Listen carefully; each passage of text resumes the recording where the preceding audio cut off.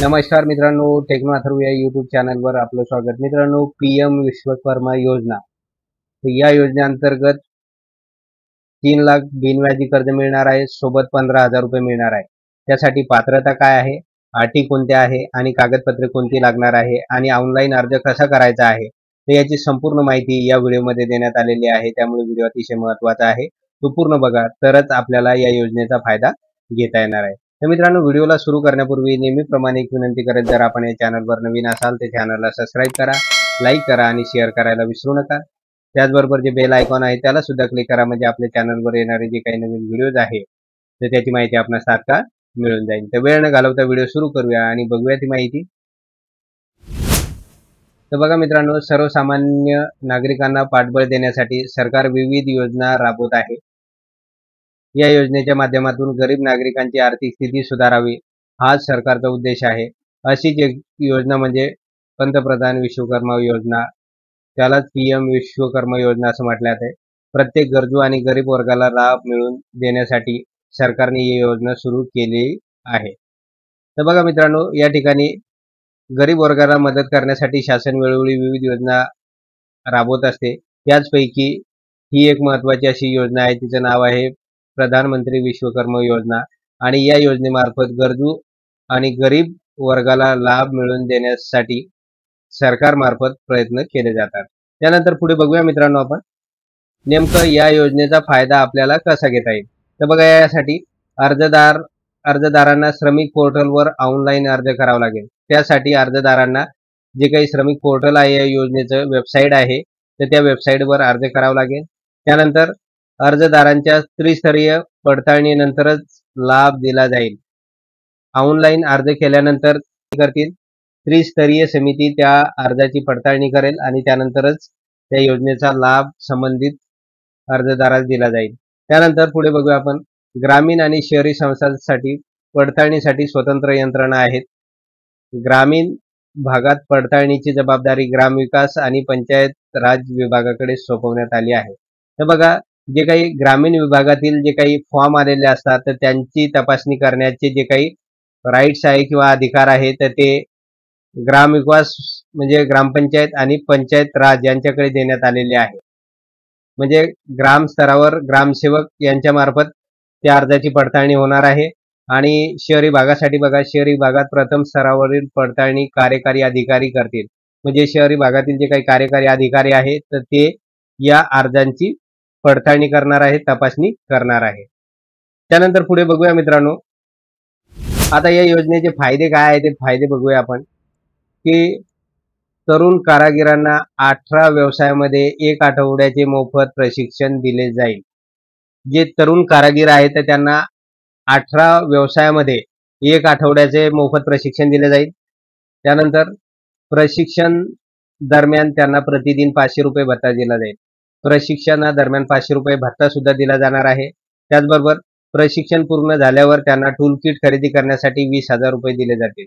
बघा, आपलं हे ट्रेनिंग पूर्ण झाल्यानंतर त्या संदर्भातील जे काही टूल किट्स आहे, त्यासाठी आवश्यक असणारी जी काही साधने आहेत, तर ते खरेदी करण्यासाठी 20,000 रुपये दिले जाणार आहे.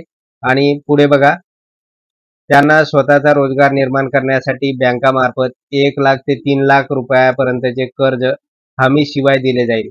तर या ठिकाणी स्वतःचा रोजगार करण्यासाठी बँकामार्फत 1 लाख ते 3 लाख रुपयापर्यंतचे कर्ज हमी शिवाय दिले जाईल. कोणताही गॅरंटर शिवाय कर्ज संबंधित लाभार्थ्याला मिळू शकणार आहे. अशा प्रकारचे महत्त्वाचे फायदे या योजनेचे आहे. त्यानंतर बघूया पुढे, आता कर्ज मिळवण्यासाठी व्यक्ती संबंधित 18 क्षेत्रामधील असणे आवश्यक आहे. नेमकं कोणत्या व्यक्तीला या योजनेचा फायदा घेता येईल किंवा कर्ज मिळू शकेल, तर त्यासाठी गव्हर्नमेंटने 18 क्षेत्रांची निवड केलेली आहे. तर बघा, या ठिकाणी यामध्ये सुतार, बोट किंवा नाव बनवणारे, लोहार, टाळे बनवणारे कारागीर, सोनार, कुंभार, शिल्पकार, मिस्त्री, मच्छीमार, टूलकिट निर्माता, दगड फोडणारे मजूर, मोची कारागीर, टोपली, चटई, झाडू बनवणारे, त्याचबरोबर बाहुली आणि इतर पारंपरिक खेळणी उत्पादक, नावी, हार बनवणारे, धोबी, शिंपी. तर या 18 क्षेत्रातील जे काही कारागीर आहे, तर या कारागिरांना या योजनेसाठी अर्ज करता येईल आणि फायदा घेता येईल. कारण त्यांच्याकडे असणारे हे जे काही स्किल आहे तर त्याचा वापर करून त्यांना स्वतःचा व्यवसाय उभा करण्यासाठी या योजनेतून पैसे मिळणार आहे. त्यानंतर पुढे बघूया मित्रांनो आपण आता यासाठी नेमकं पात्रता काय आहे ते पात्रता बघूया आपण एकदा. नंबर 1 ची पात्रता, अर्जदार भारतीय नागरिक असणे आवश्यक आहे. अर्जदार हा भारतीय नागरिक असावा. त्यानंतर दुसरं, अर्जदार विश्वकर्मा योजनेअंतर्गत 18 क्षेत्रापैकी एकामधील असावा. अगोदरची जी काही 18 क्षेत्र बघितलेले आहेत त्या 18 क्षेत्रापैकी एका क्षेत्रामध्ये संबंधित लाभार्थी असावा. त्यानंतर अर्जदाराचे वय हे 18 वर्षापेक्षा जास्त आणि 50 वर्षापेक्षा कमी असावे. म्हणजे अर्जदाराचे वय 18 ते 50 दरम्यान असावे. त्यानंतर मान्यताप्राप्त संस्थेचे संबंधित ट्रेडचे प्रमाणपत्र असणे आवश्यक आहे. तर यासाठी जे काही 18 ट्रेड सांगितलेले आहेत तर त्या ट्रेडपैकी एका ट्रेडचे प्रमाणपत्र मान्यताप्राप्त संस्थेकडून मिळवलेले असणे आवश्यक आहे. आणि शेवटचं आहे, योजनेमध्ये समाविष्ट केलेल्या 140 जातीपैकी एक असणे आवश्यक आहे. तर या योजनेमध्ये एकूण 140 जातींचा समावेश केलेला आहे, त्यापैकी एक असणे गरजेचं आहे, तरच आपल्याला या योजनेचा फायदा घेता येणार आहे. त्यानंतर पुढे बघूया मित्रांनो, आता यासाठी नेमके कागदपत्र कोणते लागणार आहे, कोणते डॉक्युमेंट्स आवश्यक आहे. तर यासाठी आपल्याला आधार कार्ड लागणार आहे, पॅन कार्ड, उत्पन्नाचं प्रमाणपत्र, जात प्रमाणपत्र, त्यानंतर ओळखपत्र. यासाठी आधार पण चालू शकेल किंवा तुमचं वोटिंग कार्ड आहे ते पण चालेल. त्यानंतर पत्त्याचा पुरावा, ॲड्रेस पुरावा, त्यानंतर पासपोर्ट आकाराचा फोटो लागणार आहे. त्यानंतर बँक पासबुक लागणार आहे आणि वैध मोबाईल नंबर, जो काही मोबाईल नंबर सध्या कार्यरत आहे तर तो मोबाईल नंबर या ठिकाणी आपल्याला लागणार आहे. तर अशा प्रकारचे महत्त्वाचे कागदपत्र आपल्याला या योजनेसाठी अर्ज करण्यासाठी लागणार आहे. तर अशा प्रकारचे कागदपत्र आपल्याला या योजनेचा अर्ज ऑनलाईन भरण्यासाठी लागणार आहे. तर मित्रांनो, आता ऑनलाईन फॉर्म नेमका कसा भरायचा आहे, त्यासाठी कोणती वेबसाईट आहे तर ते आता आपण पुढे बघूया.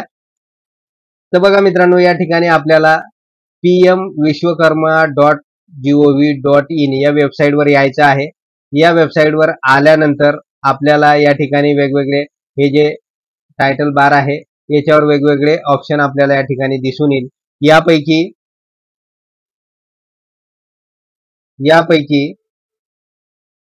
हे जे लॉग इनचं ऑप्शन आहे तर याला आपल्याला क्लिक करायचं आहे.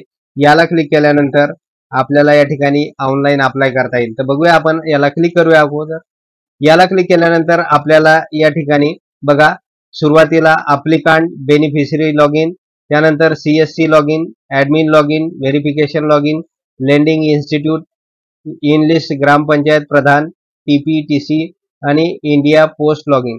तर यामध्ये खूप साऱ्या लॉग इन आपल्याला दिसून येईल. तर यामध्ये सगळ्यात पहिली जी लॉग इन आहे तर त्याला आपल्याला क्लिक करायचं आहे. म्हणजे ही जी पहिली लॉग इन आहे की अप्लिकांट किंवा बेनिफिशरी लॉग इन, म्हणजे जो अर्जदाता आहे किंवा अर्ज करणारा व्यक्ती आहे तर त्याच्यासाठी या ऑप्शनला क्लिक करायचं आहे. आणि जर आपल्याला हा फॉर्म स्वतः जर भरता येत नसेल तर जवळचं जे काही CSC सेंटर आहे तर तिथे जाऊन सुद्धा आपल्याला तो फॉर्म भरता येणार आहे. तर या ठिकाणी आता आपल्याला काय करायचं आहे, आपण स्वतः जर भरणार असाल तर या ठिकाणी हे जे सुरुवातीचं ऑप्शन आहे अप्लिकांट बेनिफिशरी लॉग इन, तर याला आपल्याला क्लिक करायचं आहे. याला क्लिक करूया आपण.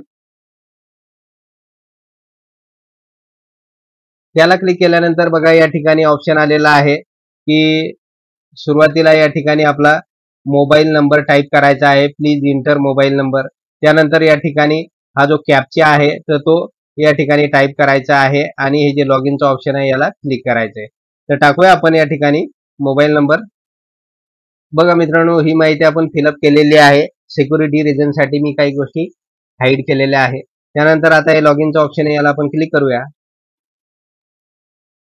तर बघा मित्रांनो, या ठिकाणी एक मेसेज आलेला आपल्याला दिसून येईल की please log in with CSC, म्हणजे CSC सेंटरद्वारेच आपल्याला या ठिकाणी सध्या तरी लॉग इन करायचं आहे.